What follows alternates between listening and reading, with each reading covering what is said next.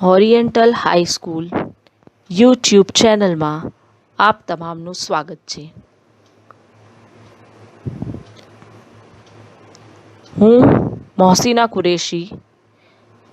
આજે આપણે ધોરણ 9 ઇંગ્લિશ સેકન્ડ લેંગ્વેજનો યુનિટ નંબર 1 ચીતા સ્ટીયર્સનો બીજો પાર્ટ જોવાનો છે.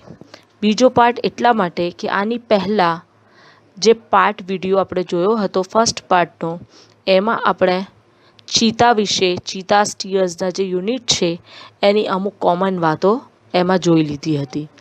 એમાં શરૂઆતમાં આપણે જોયું કે ઝુલુ નામનો એક જાતિ છે શિકારીની, જેમાં એડી નામનો એક શિકારી છે. એ બહુ જ દુષ્ટ છે અને એ એક લેપર્ડના બચ્ચાને ચોરી કરવાનું, ચીતાના બચ્ચાને ચોરી કરવાનું વિચારે છે અને એટલા માટે એ પોતાના મનમાં કંઈક ઘડી રહ્યો છે. એ લેઝી છે, સાથે સાથે દુષ્ટ પણ છે. અહીંયા તમે જોઈ શકો છો એના પછીનો પેરેગ્રાફ એટલે પેજ નંબર 2, ટેક્સ્ટબુકનો પેજ નંબર 2.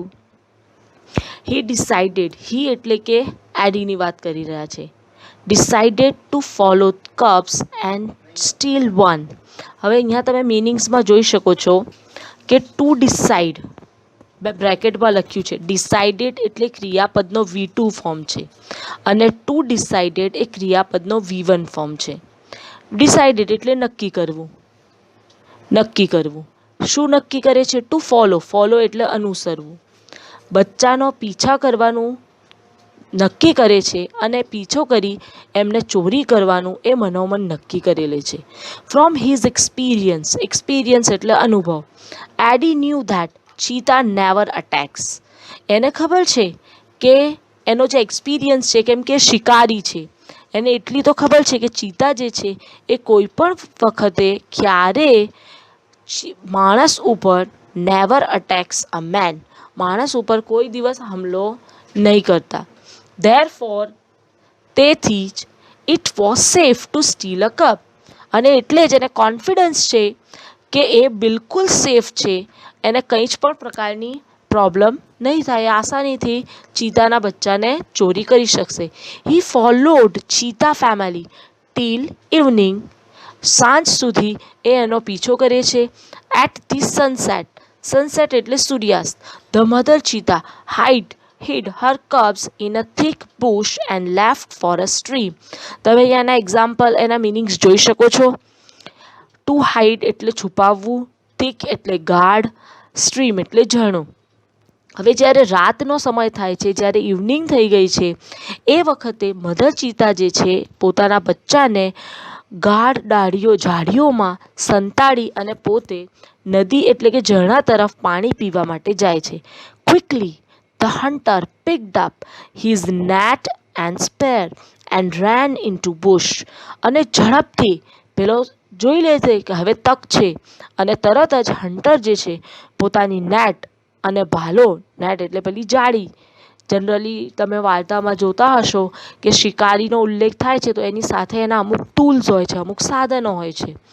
એ સાધનોમાં સમજો કે નેટ છે, સ્પેર છે, પેલા ભાલા છે, વસ્તુ પક્ષીઓ પકડવા માટેનું, જેવો પ્રાણી કે જેવું પક્ષી પકડવાનું છે એ પ્રમાણેના એમના ટૂલ્સ હોય છે. અહીંયા એડી પોતે શિકારી છે એટલે એની પાસે નેટ અને સ્પેર છે, ભાલો છે, એટલે તરત જ દોડીને બુશમાં સંતાઈ જાય છે અને જ્યાં બચ્ચાને મૂક્યા છે એ જગ્યાએ પહોંચી જાય છે. નેક્સ્ટ પેરેગ્રાફમાં એને ખબર છે કે એની મધર ચીતા જે છે એ ત્યાં અવેલેબલ નથી. He saw 2 tiny cubs. Tiny એટલે અતિ નાના, કબ્સ બિલકુલ નાના બચ્ચા છે. They looked at him with their bright eye. Looked એટનો V1 form to look at આપ્યું છે. ની સામે એ તો બચ્ચા છે, નાના છે, પહેલી વાર કદાચ માણસને જોયો હશે એટલે એ તો બહુ એની ચમકદાર આંખોથી પેલાને જોઈ રહ્યા છે. They were too young to run away. Run away એટલે ભાગી છૂટવું. એટલા નાના છે કે ભાગી છૂટી પણ શકતા નથી. Eddie threw the net over them and the cubs were caught. હવે એડી શું કરે છે? એની નેટ એમની ઉપર ફેંકે છે અને એમને પકડી લે છે.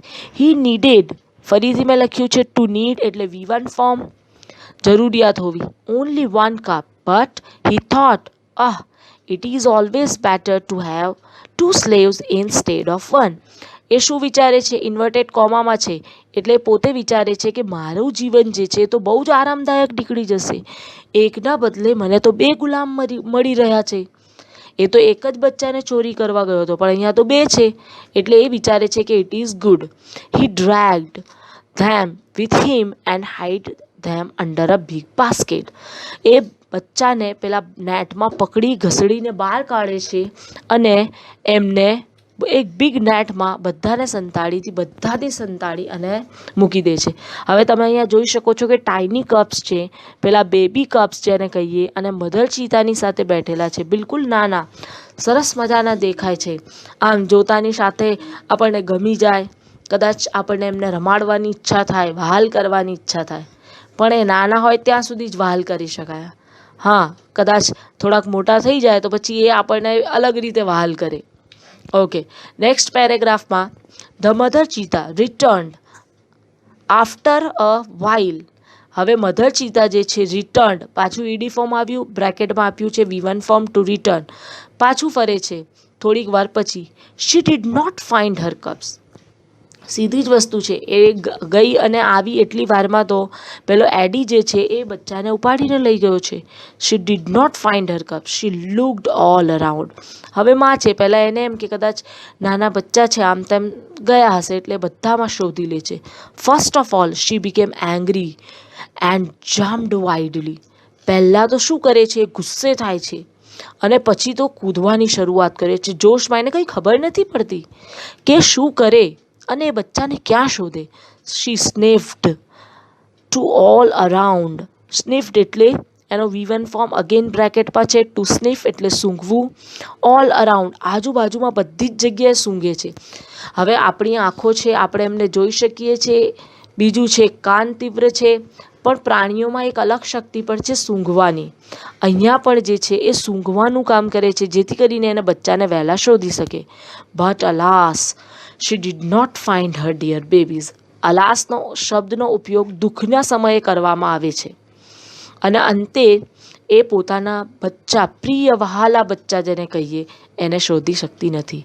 જરૂરી છે, તમને ખબર છે કે માના માટે એના દરેક બચ્ચાને એ ખૂબ જ વહાલા હોય છે, એ ખૂબ જ પ્રેમ કરે છે, અને જો બચ્ચા એની સામે ન હોય, એનું બાળક એની સામે ન હોય તો એને કંઈ ખ્યાલ નથી આવતું.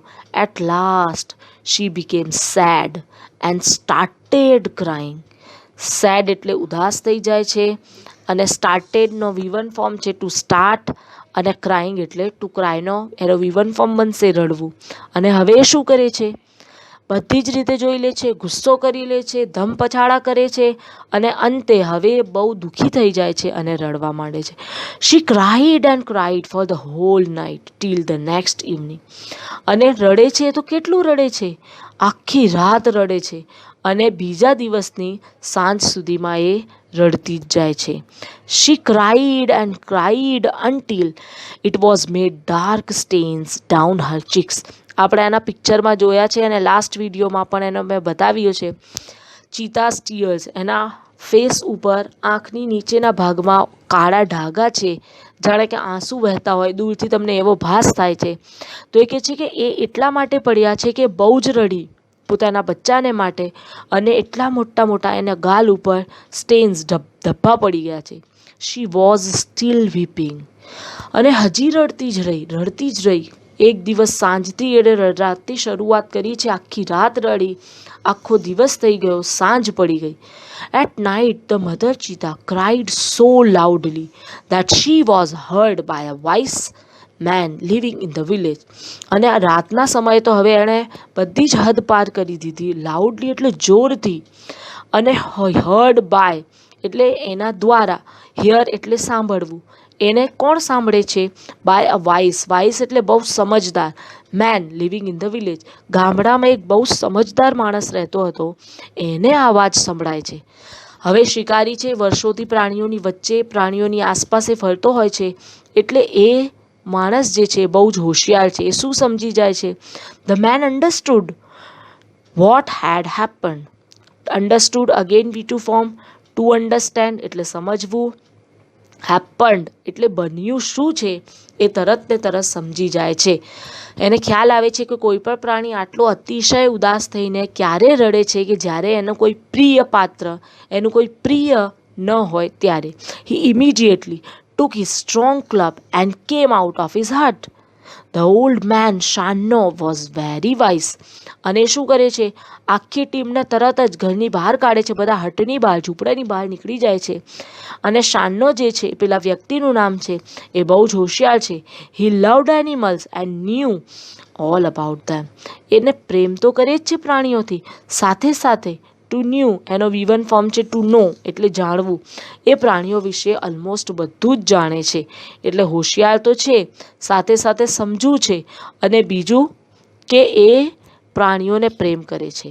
Van Shano found out the hidden cubs he knew that it was Eddie's wicked idea. એ શું કરે છે, એને જ્યારે શોધખોળ કરે છે તો પેલા સંતાડેલા જે છે બચ્ચા કપ્સ છે એને મળી જાય છે, અને એને ખબર પડી જાય છે કે આ કાર્ય એ એડી સિવાય કોઈ બીજું ન કરી શકે. લંપટ એટલે દુષ્ટ કાર્ય એ જ કરી શકે છે. He got angry with Eddie, અને બહુ જ ગુસ્સે થાય છે.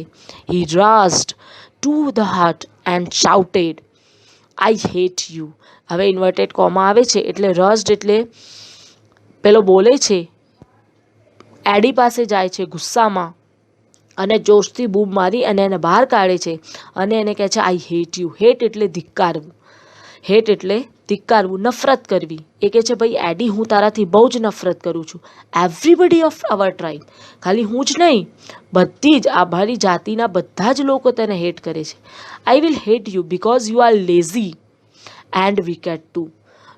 અમે તને એટલા માટે ધિક્કાર કરીએ છીએ, તારું એટલા માટે તને નફરત કરીએ છીએ, એનું કારણ છે કે તું એક તો આળસુ તો છે જ, પણ સાથે સાથે બહુ દુષ્ટ પણ છે. We know that hunter must hunt with his own strength and skill. એ શું કહે છે, અમે બધા જ જાણીએ છીએ કે એક શિકારી પોતાની આવડત અને પોતાની તાકાતથી જ શિકાર કરે છે તો જ શિકારી ગણાય. But you are lazy hunter, you are a thief. Thief એટલે ચોર. તું લેઝી તો છે જ, પણ તું ચોર પણ છે. You broken the rules of our tribe. Broken એટલે તોડી પાડવું, અને ટ્રાઇબ એટલે જાતિ. એ કહે છે તે અમારી જાતિના જે છે નિયમો એ તોડી પાડ્યા છે, ભાંગી નાખ્યા છે, એનો ભંગ કર્યો છે. You have brought dishonour to the whole tribe. Dishonour એટલે અપમાન. તે તો આખી જાતિ માટે અપમાનજનક કૃત્ય કર્યું છે. તારા માટે અમારી આ જાતિ છે એમાં કોઈ જગ્યા નથી. All the members of hunter tribe got together. They decided to drive away Eddie. હવે શું કરે છે, બધા જ મેમ્બર છે જાતિના, પેલા ઝુલુ હન્ટરની જે જાતિ છે એ લોકો બધા ભેગા થઈ જાય છે, અને ડ્રાઈવ અવે એટલે હાંકી કાઢવું, એને બહાર ભગાડી મૂકે છે પોતાની જાતિમાંથી. Eddie from their village for ever. હંમેશ માટે એને પોતાની જાતિથી અને પોતાના ગામડેથી ભગાડી મૂકે છે. Shano took the cubs on his shoulders and return them to their mother. Shano જે છે એ પ્રાણીઓથી પ્રેમ કરે છે, પેલા કબ્સને પોતાના ખભે ઉચકે છે અને એમને રિટર્ન એની માને આપવા માટે જાય છે.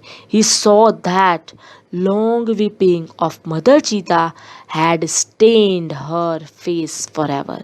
શું જુએ છે શાનો, કે 2 દિવસથી પેલી સતત અને સતત રડી રહી છે, તો એનું આ લોંગ વીપિંગ, વીપિંગ એટલે રુદન, જે રડવાનું છે એટલું વધારે છે કે એના ફેસ ઉપર હંમેશ માટે એના નિશાન રહી ગયા છે. તમે આ બેબી કબ્સના ફેસને પણ તમે ધ્યાનથી જોશો તો તમને પેલા બ્લેક રંગના જે છે ધબ્બા એ એની આંખની નીચેથી પસાર થતા દેખાય છે. બીજું કે આ બેબી કબ્સ છે બહુ જ સુંદર હોય છે. એમના શરીર ઉપર, એમની બોડી ઉપર ફર પેલા એકદમ રૂંવાટા એવા સરસ મજાના હોય છે. હવે અહીંયા જે છે આ સ્ટોરીનો પાર્ટ પૂરો થયો છે. હવે જે પેરેગ્રાફમાં તમારા ટેક્સ્ટબુકના પેજ નંબર 3 ઉપર જે ફેક્ટ્સ અબાઉટ ચીતા, આ બધી હકીકતો છે, એના જે સત્યો છે, કયા કયા સત્યો છે, તો ચીતાની હાઇટ છે એ 100 સેન્ટીમીટર હોય છે, એનું વેઇટ 65 kg હોય છે, અને વેઇટ એટ બર્થ બર્થ સમયે જ્યારે એનો જન્મ થાય છે તો એ 300 ગ્રામ્સ હોય છે અને એજ ઓફ મેચ્યોરિટી એટલે કે એનું પરિપક્વ થવું, મોટો થઈ જવાની એજ છે 2 વર્ષની છે. અને એની આઈડેન્ટિફિકેશન, એની ઓળખાણ શું છે?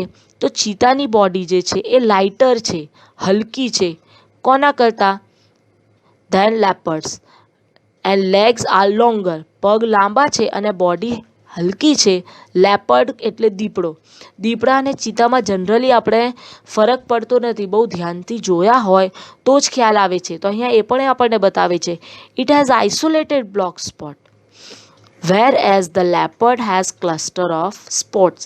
એ કહે છે કે આ ચીતા જે છે એને છૂટાછવાયા ધબ્બા છે, ડાઘ છે બ્લેક કલરના, અને જ્યારે લેપર્ડ જે છે, દીપડો જે છે, એના શરીર ઉપર ગુચ્ચામાં ડાઘ આવેલા છે. એના પછી આગળ એનું હેબિટેટ બતાવે છે કે ક્યાં જોવા મળે છે. ચીતા યુઝ્યુઅલી એટલે સામાન્ય રીતે લીવ ઇન ઓપન ફોરેસ્ટ, ખુલ્લા પ્રદેશોમાં, ખુલ્લા મેદાનોમાં એ જોવા મળે છે. પ્રેઝન્ટલી, હાલમાં, they are found mainly in Africa. અત્યારે આફ્રિકામાં જ જોવા મળે છે. We had lot of cheetah in India but the last was shot by hunters around 1950. આપણા ઇન્ડિયામાં પણ ઘણા ચીતા જોવા મળતા હતા, પણ એવું કહેવાય છે કે જે છેલ્લા બચ્યા હતા 1950માં શિકારી દ્વારા એમનો શિકાર કરી લેવામાં આવ્યો હતો. હવે એની હેબિટ્સમાં શું છે? તો cheetah is the fastest animal, સૌથી વધારે ઝડપી એનિમલ છે on the earth. Its top speed can be around 100 kilometres per hour. 1 કલાકની 100ની સ્પીડમાં 100 કિલોમીટર પર કલાકની સ્પીડથી એ દોડી શકે છે. But it can maintain this speed only for very short distance. પણ અમુક અંતર પછી એની સ્પીડ ઘટી જાય છે. Sometimes it can a leap as long as 15 metres. આપણે આગળ જ જોયું હતું જ્યારે સ્ટાર્ટિંગ જોઈ કે મધર ચીતા જે છે ક્રાઉલિંગ કરે છે, બિલકુલ ધીમે ધીમે આવે છે અને પછી કૂદકો મારે છે શિકાર ઉપર. આ એની ખાસિયત છે. તો કોઈક વાર એવું પણ બને છે કે 15 મીટર સુધી પણ એ કૂદકો મારી શકે છે. It creeps silently behind the prey and the leap up to catch it. પેલું પગથી ધીમે ધીમે સરકે છે અને પ્રે એટલે શિકારને ઉપર કૂદી અને એને પકડી લે છે. It does not preserve its prey. Preserve એટલે સાચવવું, પ્રે એટલે શિકાર. એ પોતાના શિકારને કોઈક વાર પણ સાચવતી નથી. એટલે જેટલું ખાવાનું હોય એ સમયે ખાઈ લે, પછી એને ફેંકી દે, એટલે બીજા પ્રાણીઓ એને પૂરો કરી નાખે, પણ એને સાચવતી નથી. These sometimes cause death of cubs and young cheetah. અને આના લીધે એવું બને છે કે જે નાના બચ્ચા છે, જે વારંવાર શિકાર નથી કરી શકતા, એ જે છે ઝડપથી મૃત્યુ પામે છે. બીજું, ઇટ ઇઝ સોલિટરી ક્રીચર. સોલિટરી એટલે એકલવાયુ. આ જે ક્રીચર જે છે એકલવાયુ છે. છૂટાછવાયા એને રહેવાની ટેવ, એટલે ઝુંડમાં રહેવાની ટેવ નથી, છૂટું છવાયું એ રહે છે, એકલવાયુ. It does not live in a group or a herd. એ ટોળામાં રહેતો નથી. Its family separate as soon as the cubs are mature. Separate એટલે વિખૂટો પડી છે. ક્યારે? જ્યારે એના બચ્ચા જે છે મેચ્યોર થઈ જાય છે તો એ પોતપોતાની રીતે પોતાનું જીવન અલગ અલગ જીવે છે.